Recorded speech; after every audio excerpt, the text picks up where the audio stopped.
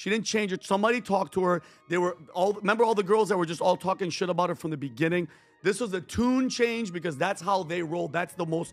Caitlin Clark, the undeniable face of women's basketball and recently crowned Time Magazine's Athlete of the Year, has found herself in the crosshairs of controversy yet again. During an otherwise celebratory moment, her remarks about privilege and the contributions of black athletes to the WNBA ignited a firestorm of opinions from her critics and fans alike.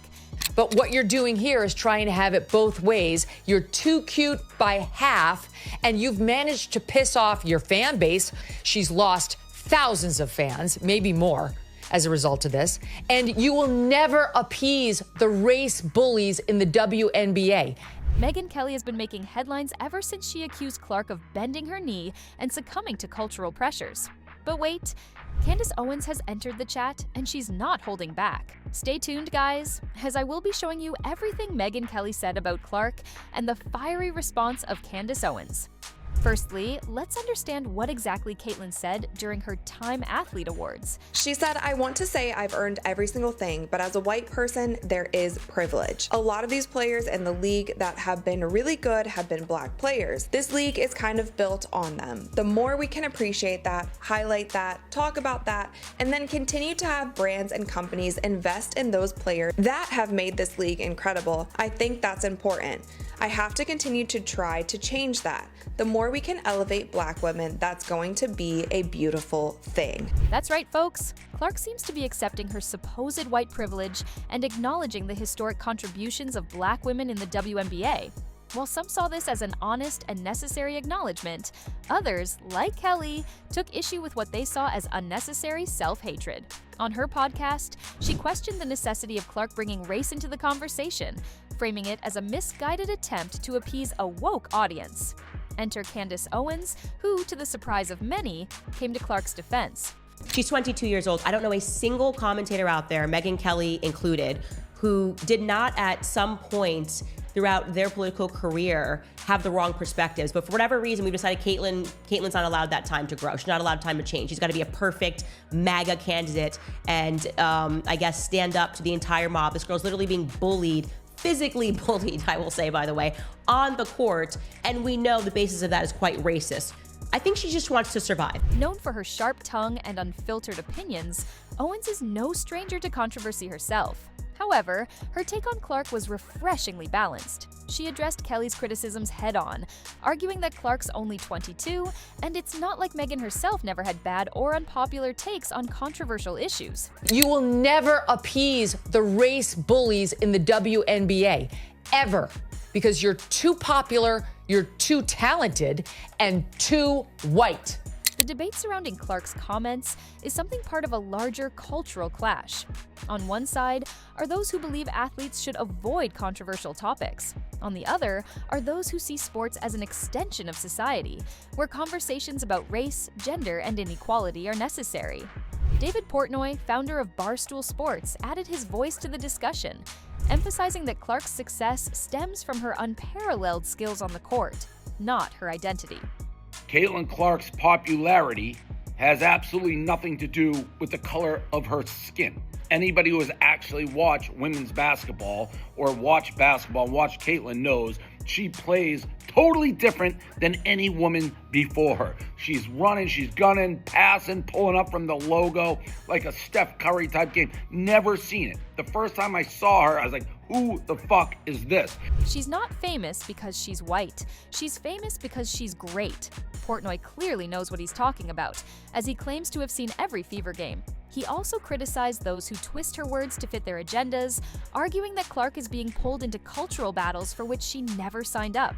And I've watched basically every single Fever game, all her playoff games in college. Since then, nobody plays like her. Nobody. That's why she's so captivating. That's why the attendance records are up. That's why the television records are up. It's all Caitlin Clark. Caitlin Clark put the WNBA on her back. Caitlin Clark was not in the WNBA. Nobody would be talking about women's basketball. Period. End of story. That's how it goes. Period. Portnoy is pulling no punches here. He instantly came to Clark's defense and basically said that she was carrying the whole of the WNBA on her back. That's why the WNBA's ratings skyrocketed and ticket sales went through the roof. And that's all facts at this point. What do you know? All the people who are like co-opting this, who aren't real basketball fans, who aren't real Caitlin Clark fans, are like, oh, the woke mob got to her. She's now saying her success is because of the skin and she has privilege. First of all, she didn't say she had that. She said she earned everything she got. But what do you want Caitlin Clark to do? What do you want Caitlin Clark to do? She plays in a league that is predominantly African American, and she wants to maybe show up at work and not have people hate her. She wants the league to be successful. That's right. Dave Portnoy clearly says that by acknowledging the historic black women of the WNBA, she has not diminished her contributions, not even by 1%. She has earned her accolades, but she's also humble enough to accept the achievements of other players. Portnoy also says that Clark is not bending the knee here, but trying to get along. This is who she is. She brings big-time play to the equation, big-time attention, and then she steps out. Absolutely no obligation to do so. And she points out the disparity in treatment between her as a white player and black players who preceded her and achieved so much, but lacked the level of recognition she received. Her heart has been in the right place. She deserves major, major kudos for her heart being in the right place. Another major analyst, Stephen A. Smith, commended Clark's amazing performance on the court before addressing her viral remarks. And then you're gonna have white folks out there talking about, she's knocking herself down or she's bringing up white privilege. Well, if you're white in America, in most instances, you are in a privileged position compared to people from other ethnicities. That is just a fact. She's a decent, respectful human being, a lovely young lady who goes out there and performs at the highest level and is a conscientious observer and a conscientious participant in helping to make women's basketball better for everybody. She didn't have to do those things, but she's done those things, which is further evidence that her heart has always been in the right place. Smith also says that Caitlin Clark is white, and still she's accepting the historic contributions of the black players before her. This goes to show what an amazing and kind-hearted athlete she is. And people who were looking for an excuse to denigrate her in any way, their issue wasn't with her, it was with a bigger issue, and they may have been justified in terms of their thinking along those lines, but to aim their ire in her direction directly was foolhardy and not advisable, and it was a huge mistake on the part of people like Cheryl Swoops and others. Not only that, Smith also condemns the racist haters who were out for Clark every time she spoke out, such as Cheryl Swoops. He slammed Clark's haters, saying that they were a foolhardy and ill-mannered bunch of people who didn't expect Clark to be such a lovely personality. This is a unique moment. Caitlin Clark did for the WNBA what Wayne Gretzky did for the NHL when he went to the LA Kings. It's okay. Take a victory lap. You don't have to go, oh my God, these people are mad, or this person's mad, or this group is mad. Caitlin Clark changed the WNBA. It's okay. It's okay to say that. You're not diminishing what the founding, fathers of the WNBA did. You're not. Dan Patrick, a veteran sports broadcaster, captured this sentiment perfectly when he said, Caitlin Clark is a once-in-a-generation talent. Let's not overshadow that with unnecessary drama. Celebrate her for what she brings to the court. He also said that Clark is the Wayne Gretzky of the WNBA for her contributions to her league. She's the Time Person of the Year. That's all. The league won.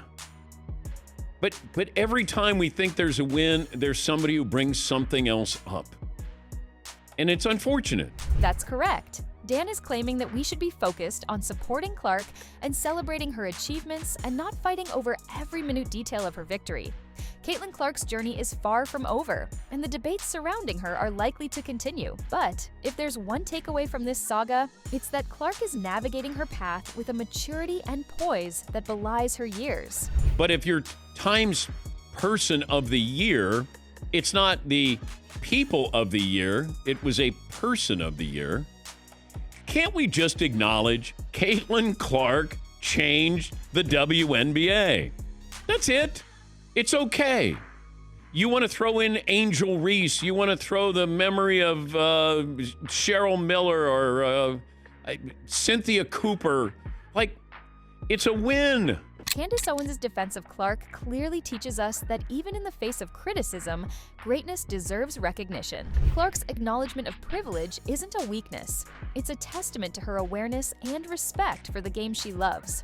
As Clark continues to dominate on the court and inspire off it, one thing is clear: the world of women's basketball is better for having her in it. Whether critics like Megyn Kelly or supporters like Candace Owens agree or not, Caitlin Clark's star is only going to shine brighter. So, what do you think? Is Kelly right on her accusations? Do let us know in the comments, and don't forget to like, share, and subscribe for more latest updates from a world of basketball. Thanks for watching, and we will see you in the next one.